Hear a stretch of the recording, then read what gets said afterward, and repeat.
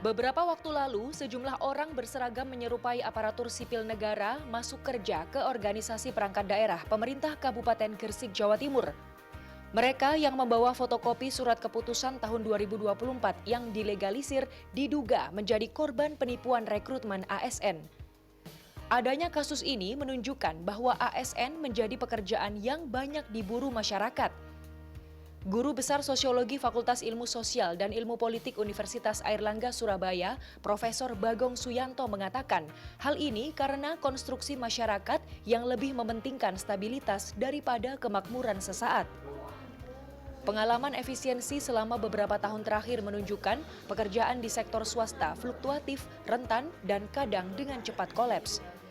Sementara dari sisi gaji, ASN mungkin tidak sebesar pekerja di sektor swasta, tapi dari sisi keberlanjutan dan stabilitas penghasilan lebih bisa diharapkan. Selain itu, usia pensiun mulai 58 tahun juga menjadi daya tarik ASN. Betul, yang dipikirkan stabilitas itu maksudnya dalam jangka panjang mereka safe ya. Jadi mereka memang bukan orang yang menginginkan lompatan-lompatan kesejahteraan jangka pendek ya, tapi tidak bisa dipastikan.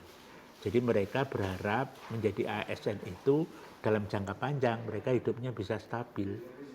Ini kejadian 3 tahun terakhir ini menunjukkan ya, ASN itu jauh lebih stabil, jauh lebih kokoh ekonominya dibandingkan pekerja swasta yang tiba-tiba gajinya turun separuh. Tiba-tiba gajinya tinggal berapa persen, 40% gitu. Untuk menghindari penipuan rekrutmen ASN, masyarakat harus mengikuti tahapan resmi mulai dari pendaftaran di laman sistem seleksi calon aparatur sipil negara. Kemudian mengikuti seleksi administrasi, kompetensi dasar, kompetensi bidang, integrasi nilai, pengumuman kelulusan, pemberkasan, dan penetapan nomor induk pegawai. Itu pun tanggalnya tidak mungkin mundur, tapi tanggalnya setelah SK ini tadi.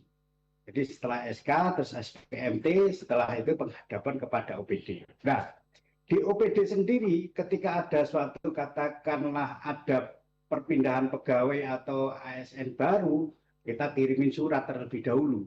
Sehingga mereka sudah mengetahui bahwa sekarang ada katakanlah ASN baru, katakanlah mau baik pindahan maupun baru, kepala OPD-nya sudah mengetahui.